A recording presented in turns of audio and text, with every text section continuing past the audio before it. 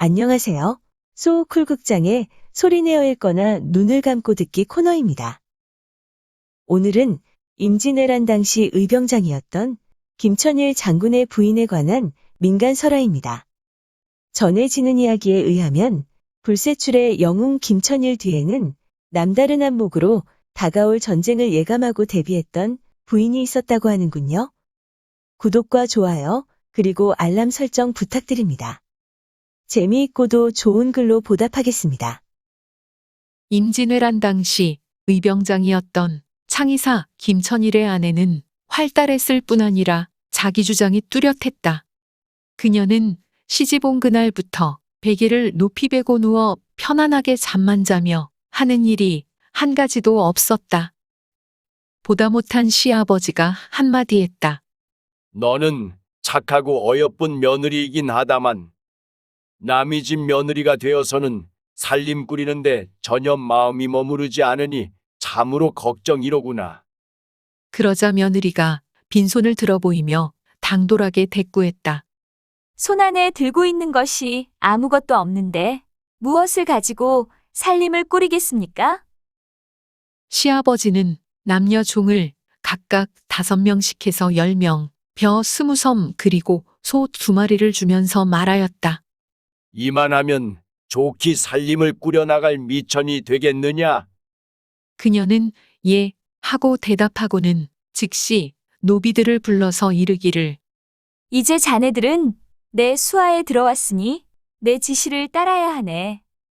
지금부터 이 벼를 이 소에 싣고 전라도 땅 무주고을에 깊은 골짜기로 들어가서는 나무를 베어서 집을 짓게. 이 벼를 찧어서 농사 지을 동안에 양식으로 쓰면서 부지런히 화전을 일구되 매년 가을마다 수확한 곡식의 총량을 내게 알리도록 하게. 거짓이 있어서는 안 되네. 그런 다음 쌀로 도정을 해서는 곳간에 쌓아두게. 따로 지시가 있을 때까지 매년 이처럼 계속하면 되네. 왜 이렇게 하는지는 차차 알게 될 것이네. 하고는 당일로 10명의 노비들을 무주골짜기로 들여보냈다. 또 남편인 김천일에게 말하였다. 대장부의 수중에 돈이나 곡식이 하나도 없으니 과연 힘을 써서 무슨 일을 하실 수 있겠어요? 그러자 김천일이 말하였다. 부모님을 봉양하고 있는 사람으로서 돈이나 곡식을 어디서 마련해내겠소? 이 고을의 이생원은 바로 수만 섬의 곡식을 거두어들이는 부자랍디다. 그러면서 바둑으로 하는 도박을 좋아한다고 하대요. 당신은 어째서 그와 노름하여 그의 천섬노적가리를 따서는 가지고 오지 않습니까? 그치는 내기바둑으로 이름을 떨치는 사람이고 나는 바둑의 하수라. 어찌 감히 내기바둑을 해서 딸 마음을 먹기나 하겠소? 부인은 김천일에게 바둑판을 가져오라고 하여 한나절 동안 묘수의 비결을 가르쳐주면서 말하였다. 내기하러 가시거든 첫 판은 일부러 져주세요. 둘째, 셋째 판에서는 그저 약간만 따셔야 합니다. 당신이 노적가리를 따내면 그는 한 판 더 하자고 반드시 청할 겁니다. 그때는 이곳저곳에 높은 수를 써서 이겨 그가 손을 쓸 수 없도록 해야 합니다. 김천일이 이생원의 집으로 찾아가 내기바둑을 두자고 하니 이생원이 말하였다. 자네와 나는 솜씨 차이가 몹시 나는데 승부가 되겠는가? 김천일은 굳이 노적가리 천섬을 걸고 내기하자고 청하였고 첫 판은 일부러 져주었다. 그러자 이생원이 말하였다. 그러면 그렇지. 자네가 어찌 내 적수가 되겠는가? 김천일이 둘째 판, 셋째 판을 연달아 이기자 이생원이 말하였다. 이상하구나, 이상해. 기왕에 주기로 한 노젓가리니 시건을 할 수도 없구먼. 즉각 가져가게. 그렇지만 다시 한 판 더 두세. 이기기 전까지는 그만둘 수가 없어. 하지만 김천일이 아내에게서 배운 신묘한 비결을 아낌없이 모두 쓰니 이생원은 완연히 기세가 꺾여 감히 버티지 못하였다. 김천일이 돌아가 노젓가리를 모두 다 땄다고 알리니 아내가 말하였다. 이미 짐작하고 있었지요. 이걸 다 어디다 쓰려고 하시오? 주변 사람들 가운데 가난해서 혼인을 못했거나 장례를 치르지 못한 사람들을 수소문하세요. 그런 다음 그 사람들이 혼인 예식을 하게 만들고 부모님의 장례식을 치르게 해주세요. 또 백리 안에 알고 지내는 사람 가운데 의기가 충천한 분이 있으면 신분의 귀천을 가리지 마시고 날마다 모셔오세요. 그리하시면 제가 마땅히 이 곡식으로 술과 음식을 마련해 드리겠습니다. 아내가 말한 대로 김천일이 하니 1년 사이에 그 가운데 1000자루의 곡식이 다 흩어졌다. 천일의 아내는 다시 시아버지에게 청하였다. 기묘한 일이 있어 그러는데 사흘 가리 텃밭을 얻어 농사를 지었으면 합니다. 시아버지가 허락하자 그녀는 온 밭에 박씨를 심었다. 박이 단단하게 여물자 모두 따다가 뒤웅박을 만든 다음 오칠장이를 불러다 박마다 일일이 오칠을 하였다. 또 대장장이를 불러서 새로 뒤웅박 모양을 여러 개 만들어 3칸짜리 곡간에 쌓아두었다. 김천일이나 다른 사람들은 그 용도에 대해 전혀 알지 못하였다. 임진왜란이 일어나자 그녀가 김천일에게 말하였다. 평소에 제가 당신을 권하여 의기를 가진 사람들과 유대를 맺고 가난한 사람들을 구제하도록 한 것은 바로 이럴 때 그들의 힘을 얻고자 한 것입니다. 당신은 의병을 거두어 모으세요. 시부모님께서 피난할 곳은 제가 벌써 전라도 무주 땅에 마련해 놓았습니다. 저장해 두었던 곡식을 드시면 전쟁이 끝날 때까지 아무 걱정이 없을 겁니다.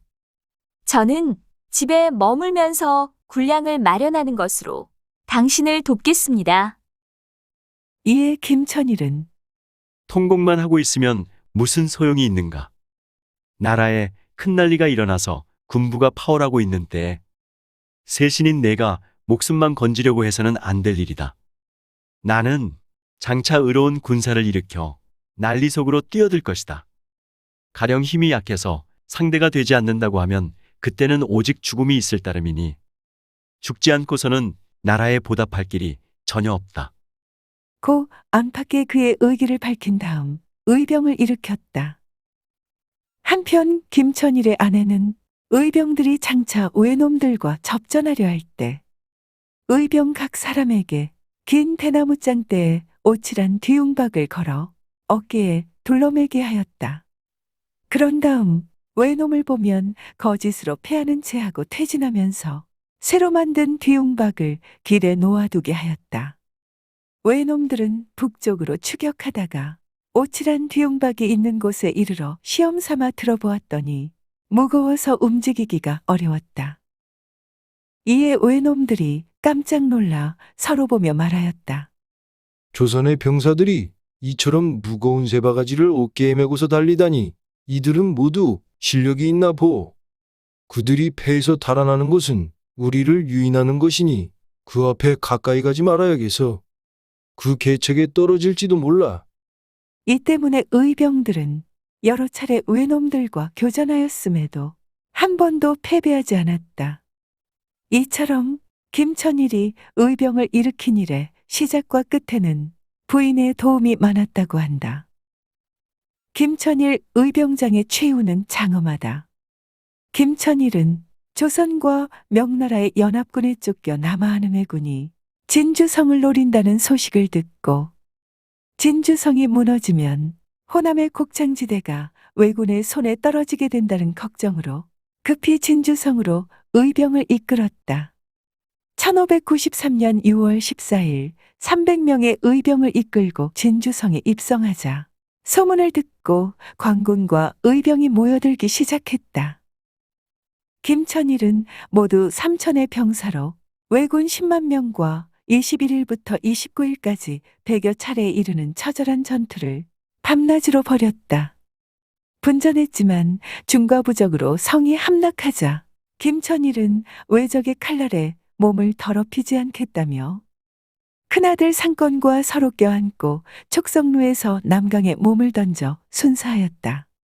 2차 진주대첩에 왜군은 10만 대군을 동원할 정도로 최후의 발악을 했으나 김천일, 의병장 등의 결사항전으로 수만 명의 피해를 보고 결국 호남 진출에 실패했다. 들어주셔서 고맙습니다. 용어 풀어 올리겠습니다. 창의사는 나라에 큰 난리가 일어났을 때에 의병을 일으킨 사람에게 주던 임시벼슬입니다. 뒤용박은 박을 타지 않고 꼭지언저리에 손이 들어갈 만하게 구멍을 뚫어서 속을 파내어 말린 바가지입니다. 옛날 어른들은 이 구멍 속에 곡식이나 씨앗을 담아 처마 밑에 매달아 두기도 하고 손쉽게 쓰는 물건을 넣어 부엌에 걸어두기도 했다는군요. 뒤용박 안에 든 물건에 따라 뒤용박의 가치도 달라진다는 데서 여자 팔자 뒤용박 팔자라는 표현이 나왔다고 합니다. 파월은 임금이 도성을 떠나 다른 곳으로 피난하는 것입니다. 군부는 임금을 아버지에 비유하여 이르는 말입니다. 세신은 새록지신의 준말입니다. 대대로 나라에서 녹봉을 받는 신하라는 뜻입니다. 참고문헌 및 자료 출처 소개 올리겠습니다. 노명음이 지은 동패락송이 모본입니다. 여기서는 김동욱 교수가 우리말로 옮긴 국역 동패락송을 주로 참고했습니다. 한국학중앙연구원, 한국민속대백과사전, 한국민족문화 대백과사전, 국립민속박물관 그리고 용산 전쟁기념관의 기사와 사진을 빌렸습니다. 또 지역의 문화, 전라도의 의병장 김천일의 기사와 사진을 빌렸습니다. 오수열 교수의 글, 임진왜란과 의병장 김천일을 한국해양안보포럼 이 저널에서 인용했습니다. 위키백과와 나무위키의 기사와 사진을 빌렸습니다. 조선시대 화가, 김준근, 김홍도, 신윤복, 김득신 그리고 장승업의 그림 몇 점을 빌렸습니다. 123RF, 핀터레스트, 크라우드픽, 픽사베이 그리고 게티 이미지뱅크의 사진과 일러스트를 빌렸습니다. 소쿨 극장은 일주일에 3번, 매주 화요일, 목요일 그리고 토요일 오전 10시에 이야기를 올립니다. 다음에 뵐 때까지 안녕히 계셔요. 고맙습니다.